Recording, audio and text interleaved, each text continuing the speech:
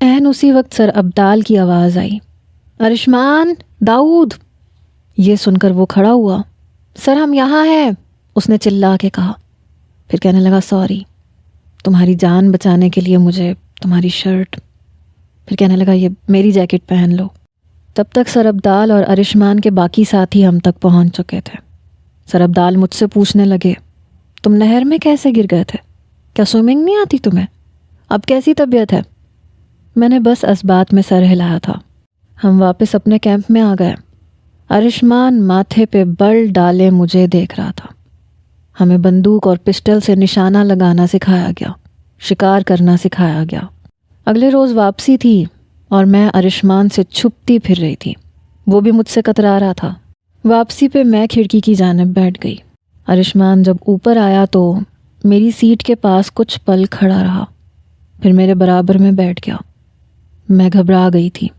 میں کھڑکی سے باہر دیکھنے لگی اور بالکل کھڑکی کے ساتھ چپک کے بیٹھ گئی۔ وہ بار بار گاہے بگاہے مجھے دیکھ رہا تھا۔ سر ابدال سامنے والی سیٹ پہ بیٹھے تھے۔ ارشمان سر سے پوچھنے لگا، سر اگر کوئی لڑکا بن کے ہمارے کیڈٹ کالج میں آ جائے تو اس کی سزا کیا ہونی چاہیے؟ ارشمان کی بات سن کے میری جان نکلی تھی۔ اس کی سیٹ پہ رکھے ہاتھ پہ میں نے اپنا ہاتھ رکھ دیا۔ وہ اچھمبے میں آیا، شاید مجھ سے ایسی توقع نہیں کر رہا تھا۔ اس نے میری طرف دیکھا تو میں اسے ملتجی نظروں سے دیکھنے لگی۔ سر ابدال کہنے لگے، ایسا کبھی نہیں ہو سکتا، اور کوئی لڑکی ایسا کیوں کرے گی؟ وہ کیوں لڑکوں کے کالج میں آئے گی؟ ارشمان نے اپنا ہاتھ بڑی آہستگی سے میرے ہاتھ سے الگ کیا، کہنے لگا ایسے ہی سوچا کہ پوچھ لوں اگر کبھی ایسا ہو تو۔ سر کہنے لگے، مجھے نہیں لگتا کہ کوئی لڑکی اتنی بڑی بے وقوفی کر سکتی ہے، لیکن پھر بھی ظاہر سی بات ہے، سزا تو ہوگی، پولیس کے حوالے کر دیا جائے گا پوچھ گچھ کرنے کے لیے۔ وہ کہنے لگا، ہاں سر، پوچھ گچھ تو ہونی چاہیے، ہو سکتا ہے وہ کسی غلط ارادے سے آئی ہو، خودکش حملہ وغیرہ۔ سر کہنے لگے، تم کیوں اس قسم کی باتیں کر رہے ہو؟ ٹریننگ کروانے کا مطلب یہ تو نہیں ہے کہ تمہارا دماغ بھی جاسوسوں کی طرح چلنے لگے۔ تم سب کو ٹریننگ اس لیے کروائی جاتی ہے کہ خدا نخواستہ کبھی کوئی ایسی سچویشن ہمارے کالج میں ہو جائے تو سب کے سب لڑنا جانتے ہوں۔ سر ابدال نے اس بات کو نارمل سا لیا تھا۔ باقی سب لڑکے بھی کہنے لگے، سر ہم لوگ ایسے لوگوں کا مار مار کے سر گنجا کر دیں گے، آپ بے فکر رہیں۔ سفر کے دوران ہی شام ہو چکی تھی، اندھیرا ہو چکا تھا۔ ارشمان میرے کان کے پاس آ کے کہنے لگا، سوچو اگر میں تمہاری حقیقت سر ابدال کے سامنے کھول دوں تو تمہارے ساتھ کیا ہوگا؟ میں ویسے ہی بے حد پریشان تھی۔ میں نے کوئی جواب نہیں دیا، میں بس کھڑکی سے باہر ہی دیکھتی رہی۔ ہم لوگ 8 بجے تک کالج پہنچے۔ کھانا کھانے کے بعد سبھی اپنے کمروں میں آ کر سو چکے تھے۔ میں آنکھیں بند کیے سونے کی کوشش کر رہی تھی جب مجھے لگا جیسے کسی نے میرے پاؤں کا انگوٹھا پکڑا ہے۔ میں بری طرح سے چونکی تھی۔ میں اٹھ کے بیٹھ گئی، دیکھا تو ارشمان تھا، مجھے کمرے سے باہر آنے کا اشارہ کر رہا تھا، لیکن میں نے لحاف منہ تک اوڑھا، اپنے پاؤں پیچھے کیے اور آنکھیں بند کر لیں۔ میں جانتی تھی کہ وہ مجھے زیادہ چھو نہیں سکتا اور نہ ہی بات کر سکتا ہے، کیونکہ اس کمرے میں اس کے اور دوست بھی ہیں۔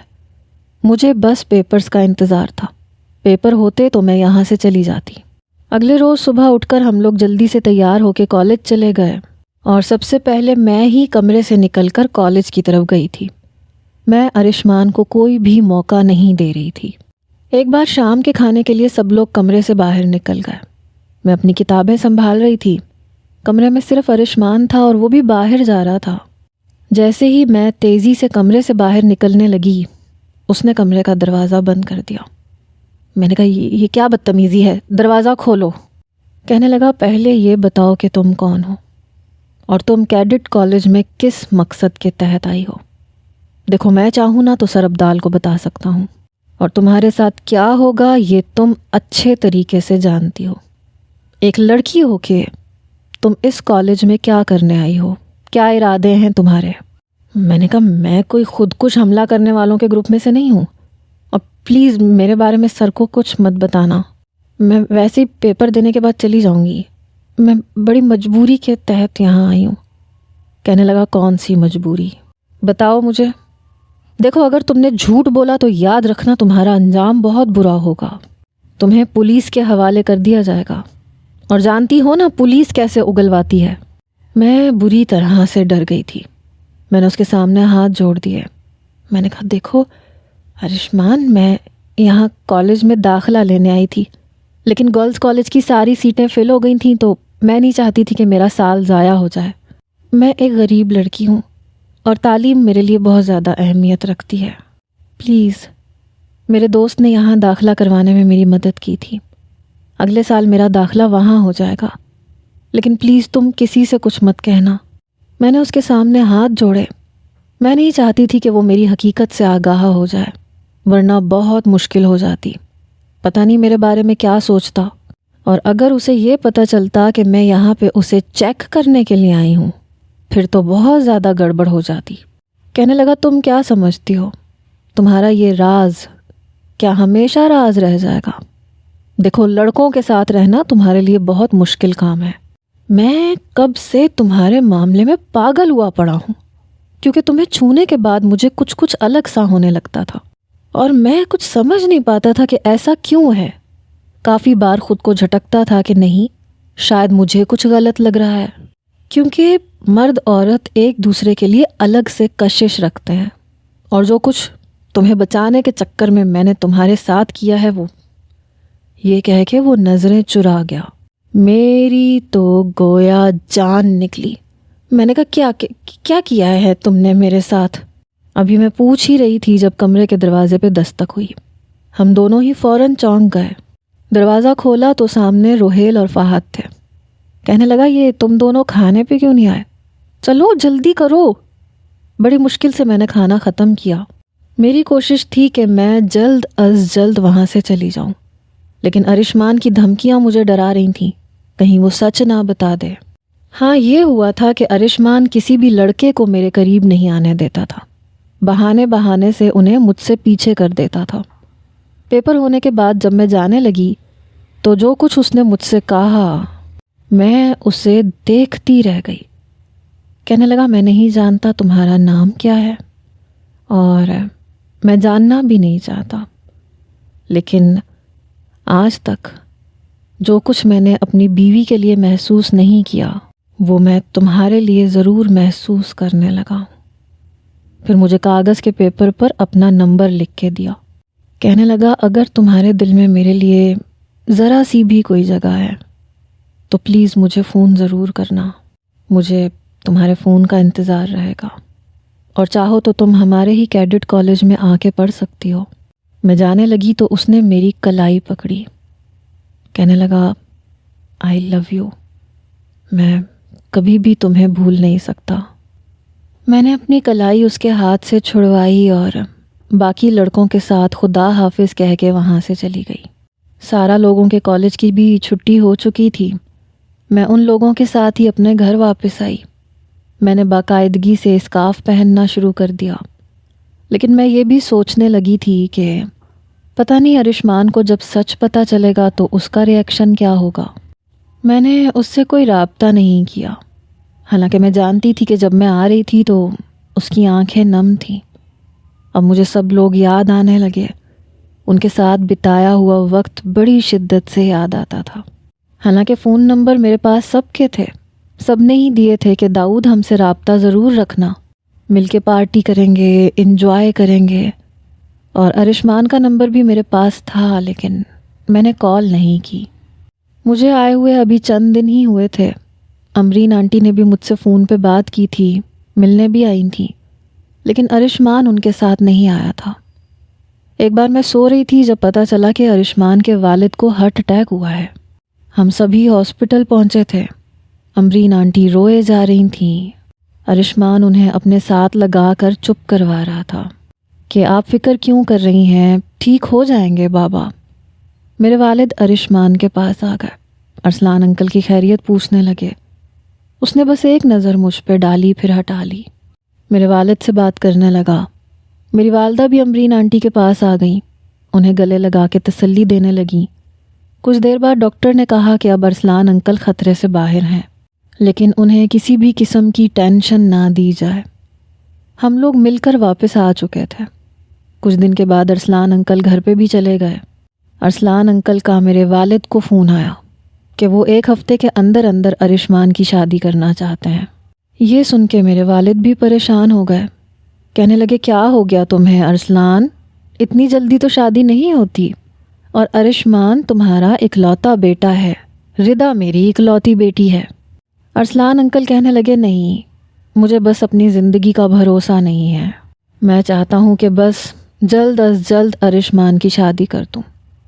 میرے والد کہنے لگے دونوں بچے ابھی پڑھ رہے ہیں۔ ارسلان انکل کہنے لگے میرا بہت بڑا کاروبار ہے اور میں پڑھائی سے انہیں نہیں روکوں گا، لیکن اب میرا دل نہیں لگتا، تم بس میری بہو کو میرے گھر بھیج دو، اور ویسے بھی پیسوں کی کون سی کمی ہے، ہو جائے گی شاپنگ، اور جہیز تو ویسے بھی میں لینے کے حق میں نہیں ہوں، ہمارے گھر میں کسی چیز کی کوئی کمی نہیں ہے، بس میں انکار نہیں سننا چاہتا۔ آنن فانن ہماری شادی طے ہوئی۔ جب میں نے سارا کو بتایا تو وہ بہت خوش ہوئی۔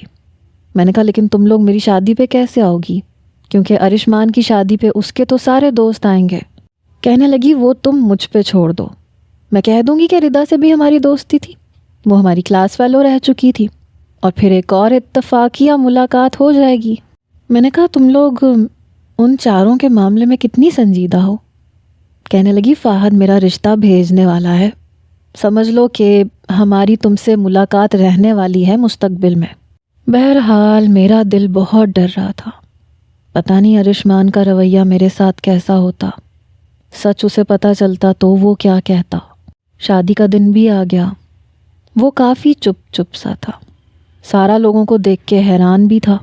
سارا نے جب دودھ پلائی کے پیسے مانگے تو اس نے بنا کسی بحث کے پیسے دے دیے، حالانکہ فہد اور روہیل سب بحث کرنا چاہتے تھے۔ جیسے ہی سارا نے پیسے لیے اور اٹھنا چاہا تو وہ کہنے لگا بات سنو۔ وہ کہنے لگی ہاں بولیے۔ کہنے لگا وہ تمہارا دوست داؤد کیسا ہے؟ سارا نے میری طرف دیکھا، پھر کہنے لگی وہ تو پشاور چلا گیا، پٹھان تھا نا، وہ شاید کبھی واپس نہ آئے۔ ارشمان نے ایک گہری سانس لی۔ بہرحال میں رخصت ہو کر اس کے گھر آ گئی، اس کے کمرے میں بیٹھ گئی۔ رات کے 1 بجے میرے کمرے کا دروازہ کھلا، بڑی خاموشی سے وہ اندر داخل ہوا، کمرے کا دروازہ بند کیا اور میرے پاس آ کر کھڑا ہو گیا، میری گود میں رونمائی کے کنگن کی مخملی ڈبیا رکھ دی۔ کہنے لگا سب کچھ بہت جلدی میں ہوا ہے، اور شاید تمہارے ساتھ میرا ہر تعلق ایمرجنسی اصولوں کے تحت ہوا ہے۔ تم سے رشتہ طے ہوا بہت اچانک سے، میں مینٹلی طور پہ بالکل بھی تیار نہیں تھا، نکاح ہوا تو وہ بھی اچانک، اور دیکھ لو رخصتی بھی بہت اچانک ہو گئی۔ پھر میرے سامنے بیٹھ گیا۔ ردا میں رشتوں کو منافقت کے ساتھ نبھانے کا قائل نہیں ہوں، ابھی میرے نہ دل میں تم ہو اور نہ میں مینٹلی طور پہ تم سے ایسا کوئی رشتہ نبھانے کے لیے تیار ہوں، لیکن ظاہر سی بات ہے کہ شادی تم سے ہوئی ہے تو زندگی تمہارے ساتھ ہی گزارنی ہے، کیا تم مجھے تھوڑا سا وقت دے سکتی ہو؟ میں نے منہ سے کچھ نہیں کہا، بس اس بات میں سر ہلا دیا۔ پھر کہنے لگا ایک اور بات تم سے کرنا چاہتا ہوں، شاید میری وہ بات تمہیں بہت بری لگے گی۔ ردا میری زندگی میں تمہارے علاوہ بھی کوئی ہے، میرا مطلب ہے کوئی اور لڑکی۔ میں نے برجستہ اس کی طرف دیکھا اور وہ نظریں چرا گیا۔ ہاں میں تمہارے ساتھ حق تلفی نہیں کروں گا، لیکن فی الحال مجھے وقت چاہیے۔ یہ کہہ کے وہ اٹھ کے الماری کے پاس گیا، اپنا ٹراؤزر شرٹ لیا اور واش روم میں چلا گیا۔ میں نے اسی وقت اپنا موبائل اٹھایا اور سارا کو فون کیا۔ اس نے پہلی بیل پہ ہی فون اٹھا لیا، کہنے لگی کیا ہوا، سب خیریت تو ہے؟ رات کے اس ٹائم مجھے کیوں فون کر رہی ہو؟ میں رونے لگی۔ میں نے کہا ارشمان نے مجھ سے یہ سب کچھ کہا ہے، میری تو زندگی برباد ہو گئی، اور کرنے والی بھی میں خود ہوں۔ اب وہ مجھ سے محبت کرتا ہے لیکن داؤد کے نام سے، اور اگر میں اسے سچ بتاتی ہوں تو بھی پھنستی ہوں، کیونکہ وہ کہے گا کہ تم کیوں گئی تھی کیڈٹ کالج، اور اگر میں یہ کہوں کہ مجھے اس پہ کس قسم کا شک تھا تو بھی میری زندگی برباد ہے۔ اب تم مجھے بتاؤ کیا فائدہ ہوا اتنی بڑی قربانی دینے کا؟ اپنے اصلی بالوں کے بجائے میں نے لمبے بالوں کی وگ لگا رکھی ہے۔ سارا مجھے کیا ملا یہ سب کچھ کر کے؟ ویسے کا ویسا سڑیل ارشمان۔ سارا کہنے لگی تم ایک کام کرو، تم داؤد کے حلیے میں ارشمان کے سامنے آ جاؤ اور اس سے یہ کہنا کہ تم اس کی محبت کی خاطر وہاں گئی تھی، سچ مت بتانا۔ میں نے کہا سارا تم نے مجھے بہت برا پھنسایا ہے۔ میں ابھی رو رو کے سارا سے بات کر رہی تھی جب واش روم کا دروازہ کھلا۔ میں نے جلدی سے فون بند کر دیا۔ میرے آنسو دیکھ کے ارشمان کہنے لگا تم سے کہہ تو رہا ہوں تمہارے ساتھ کوئی بھی حق تلفی نہیں کروں گا، 2-4 دن کا وقت ہی تو مانگا ہے، اتنا تو ہم لڑکے بھی لڑکیوں کو دے دیتے ہیں، اس میں اتنا رونے دھونے والی تو کوئی بات نہیں ہے۔ میں اٹھ کے کھڑی ہو گئی، الماری میں سے ایک سادہ جوڑا نکالا، اپنے زیورات اتار کے ڈریسنگ ٹیبل پہ رکھے، بار بار اپنے آنسو صاف کر رہی تھی، لیکن وہ تکیے پہ سر رکھ کے لیٹ چکا تھا۔ کہنے لگا تم صوفے پہ سو جانا۔ میں نے کوئی جواب نہیں دیا۔ واش روم میں گئی، اپنے کپڑے چینج کیے اور تکیہ اٹھا کے صوفے پہ لیٹ گئی۔ کچھ ہی دیر میں وہ سو چکا تھا اور مجھے اس پہ بے تحاشا غصہ آ رہا تھا۔ میں اٹھ کے بیٹھ گئی۔ مجھے یاد آیا کہ ابھی تک میرے پرس میں وہ ماسک موجود ہے جو میں داؤد بننے کے لیے اپنے چہرے پہ لگاتی تھی، جس میں ہلکی ہلکی شیو تھی، مطلب اسے لگا کے لگتا تھا کہ جیسے ہلکی سی داڑھی میرے چہرے پہ موجود ہے۔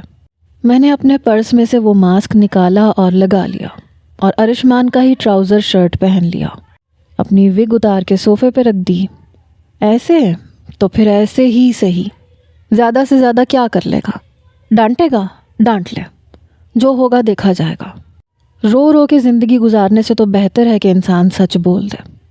میں تکیہ اٹھا کے بیڈ پہ رکھ کے لیٹ گئی، اس کا کمبل بھی زور سے کھینچ کے اپنے اوپر لے لیا اور اپنا تکیہ بھی اس کے تکیے کے ساتھ جوڑ لیا، اس کا ہاتھ پکڑا اور آنکھیں بند کر لی۔ کمرے میں نائٹ بلب کی روشنی پھیلی ہوئی تھی، اس کی شاید آنکھ کھلی، وہ ایک دم اچھلا، داؤد؟ میں نے آنکھیں نہیں کھولی۔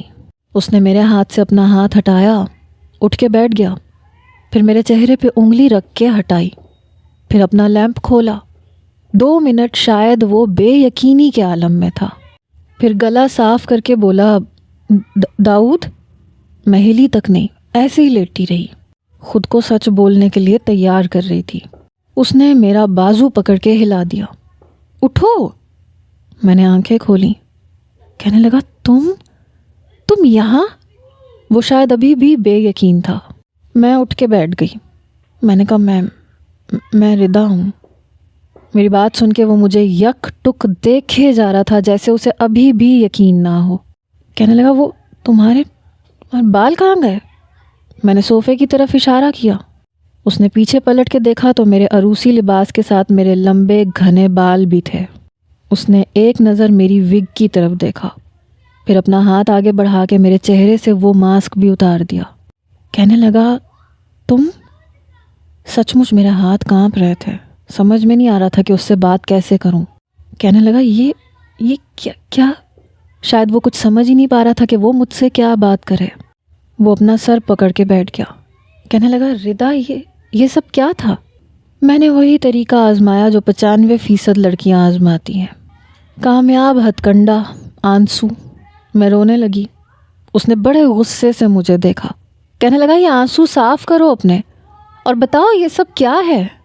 تم لڑکا بن کے کیڈٹ کالج کیا کرنے آئی تھی؟ میں نے کہا ارشمان میں تم سے بہت محبت کرتی ہوں، تم خود سوچو میٹرک کے بعد ہمارا رشتہ طے ہوا تھا اور پھر 2 سال ہماری منگنی رہی، اور لڑکیاں بہت کچھ سوچ لیتی ہیں۔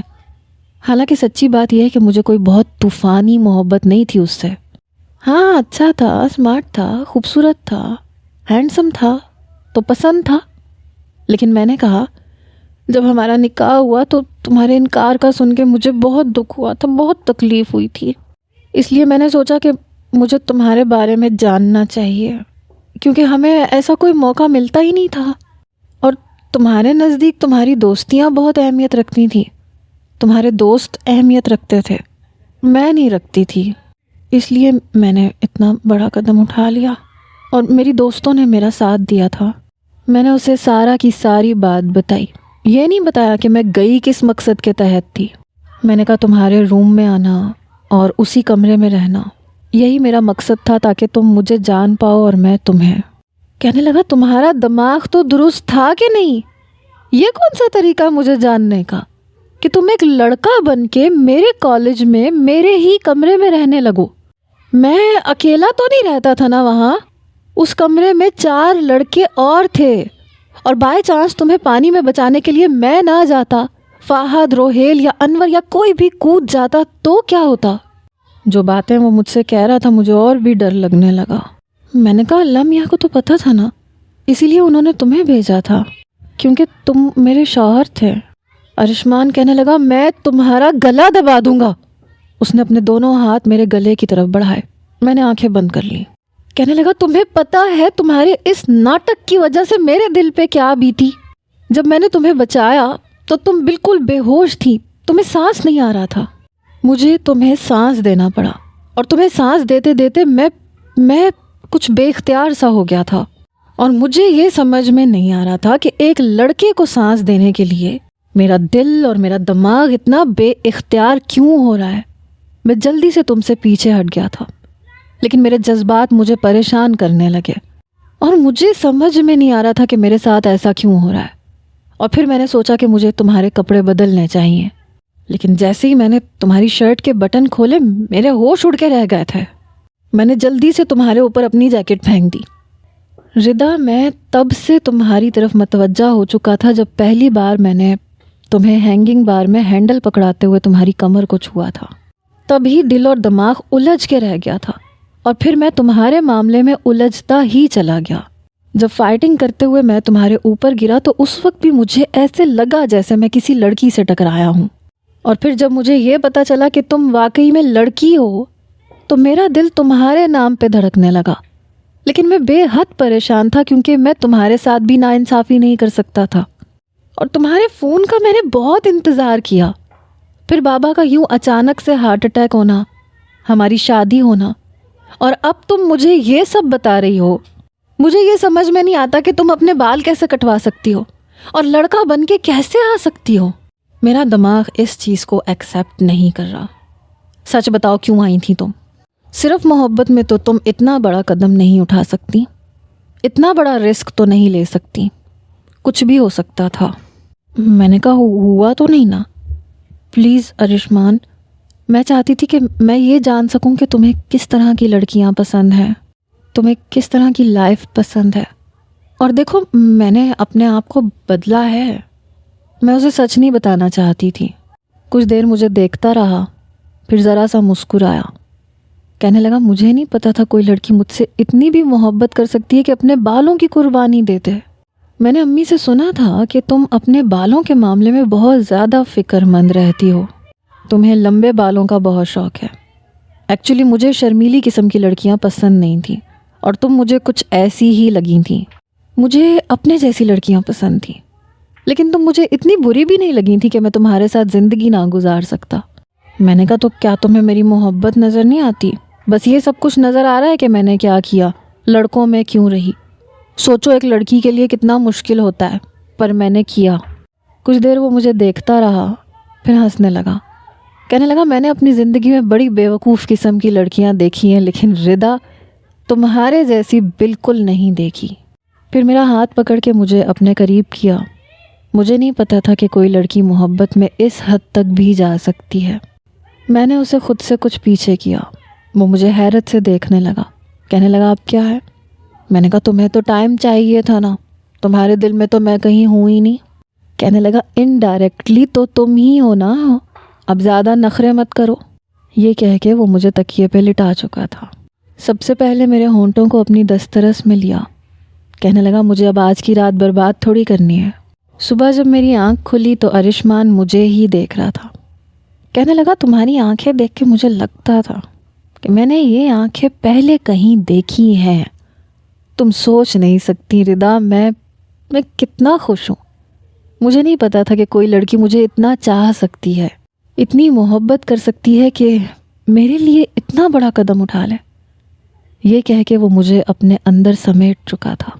میں بے حد خوش تھی، لیکن 1 ہفتے کے بعد اسے واپس کیڈٹ کالج جانا تھا۔ وہ 1 ہفتہ ہمارا بہت اچھا گزرا۔ لیکن جب وہ کیڈٹ کالج جانے لگا تو کہنے لگا تم بھی میرے ساتھ چلو داؤد بن کے، تمہارے بغیر دل نہیں لگے گا اب۔ اپنے دونوں بازو میرے کندھوں پہ رکھ کے بڑے اداس لہجے میں بول رہا تھا۔ میں نے کہا دل تو میرا بھی نہیں لگے گا، لیکن میں یوں تھوڑی نہ جا سکتی ہوں۔ کہنے لگا کوئی بات نہیں، امی سے میں بات کر لوں گا، انہیں کہہ دوں گا کہ تمہیں آگے پڑھنے دیں، اور تمہاری ساری سہیلیاں بھی تو مری واپس جا رہی ہیں نا۔ میں نے کہا تو ہم ایک کمرے میں کیسے رہ سکتے ہیں، تمہارے دوست بھی تو ہوں گے، تم جاؤ میں یہاں تمہارا انتظار کروں گی۔ جانے سے پہلے بڑے زور سے وہ مجھے اپنے سینے کے ساتھ بھینچ کے پھر واپس گیا تھا، لیکن ہر تیسرے دن پرنسپل کے کمرے سے چھپ کے مجھ سے فون پہ بات کرتا تھا، اور پیچھے سے روہیل کی اور باقی سب کی آوازیں آ رہی ہوتی تھیں۔ بڑی بات ہے ارشمان صاحب، کل تک تو آپ کو اپنی منکوہا سے اچھی خاصی نفرت تھی، اور رخصتی کیا ہوئی، تم تو دیوداس بن گئے ہو۔ جلدی کرو یار، جلدی بات کرو، وہ سڑیل پرنسپل اگر آ گیا نا تو تمہارے ساتھ ساتھ ہماری بھی بینڈ بج جائے گی۔ ارشمان کہنے لگا تم لوگ چپ نہیں ہو سکتے، اور جاؤ ذرا، مجھے کچھ پرائیویٹ بات کرنی ہے اپنی بیوی سے۔ پیچھے سے خرم کی آواز آئی، او ہو پرائیویٹ باتیں، ہم کیوں جانے لگے، ہم بھی تو سنیں، کل کو ہمیں بھی تو ایسی باتیں اپنی بیویوں سے کرنی ہے، اور تو ویسے بھی ہمارا لیڈر ہے، تجھی سے تو سیکھنا ہے سب کچھ۔ میں نے کہا ارشمان آپ اپنے دوستوں کو وقت دیں، آپ جب آئیں گے نا تو بات کر لیں گے۔ بہرحال وہ ہر 2-3 مہینے کے بعد 2 دن کی چھٹی لے کر آ جاتا تھا۔ جب اس کی تعلیم مکمل ہوئی تو اس نے اپنے والد کا آفس سنبھال لیا۔ فہد کی اور باقی سب کی بھی شادیاں ہو چکی تھیں۔ اکثر ہم سب لوگ جب ایک ساتھ بیٹھتے تھے، باتیں کرتے تھے، تو داؤد کا ذکر سب ہی کرتے تھے۔ فہد کہنے لگا یار سارا، داؤد کی بڑی یاد آتی ہے، بتاؤ تو تمہارا کیا اس سے کبھی رابطہ نہیں ہوا دوبارہ؟ سارا میری طرف دیکھنے لگی اور میں اپنی ہنسی دبا رہی تھی۔ ارشمان بھی میری طرف دیکھ رہا تھا۔ سارا کہنے لگی نہیں، وہ شاید پشاور چلا گیا ہے، دوبارہ اس سے کوئی رابطہ ہی نہیں ہوا۔ کہنے لگا عجیب شخص تھا، ہم سب کے دلوں میں اپنا گھر بنا کے چلا گیا۔ جب ہم تنہائی میں ہوتے تو سب کی باتوں کو دہرا کے ہنسا کرتے تھے۔ ارشمان کہنے لگا کہ اگر انہیں پتہ چل جائے کہ داؤد تم ہو تو سوچو تب کیا ہوگا۔ میں نے کہا کچھ چیزیں راز میں رہیں تو اچھی لگتی ہیں۔ ہماری شادی کے 3 سال کے بعد ہمارا بیٹا پیدا ہوا، اس کا نام ارشمان نے داؤد رکھا تھا۔ میرے بال واپس سے لمبے ہو چکے تھے، لیکن ابھی بھی جب ہماری لڑائی ہوتی تھی تو میں دوبارہ سے داؤد بن جاتی تھی۔ ارشمان مجھ سے کہتا تھا کہ دیکھو یہ مت سمجھنا کہ تم مجھ سے بات بات پہ لڑو گی تو میں تمہاری بکواس سنوں گا۔ یاد ہے نا کیڈٹ کالج میں کیسے میں نے تمہیں دیوار کے اس پار چھوڑ دیا تھا؟ میں نے کہا تو تم بھی یاد رکھو میں نے تمہارے ساتھ کیا کیا تھا۔ سوئمنگ پول میں رات بھر ٹھنڈے پانی میں کھڑے رہے تھے نا، تو تمہارا دماغ ٹھکانے آ گیا تھا۔ مجھے زیادہ تیش مت دلاؤ، میں ویسی ہی ہوں، تمہاری سنوں گی نہیں، اینٹ کا جواب پتھر سے دینا جانتی ہوں میں۔ اور ویسے بھی تم مجھ سے فائٹنگ میں ہار چکے ہو۔ جو ٹرافی مجھے ملی تھی وہ میں نے اپنے کمرے میں سجا کے رکھی ہوئی تھی۔ میں نے کہا روز اسے دیکھا کرو تاکہ تمہیں اپنی ہار کا اندازہ ہو۔ یہ سن کے اس نے میرا بازو پکڑا اور مجھے اپنے قریب کیا۔ پھر فائٹنگ کا مقابلہ کریں، لیکن بیڈ پہ۔ اس کی بات کا مفہوم سمجھ کے میں نے اسے دھکا دیا تھا۔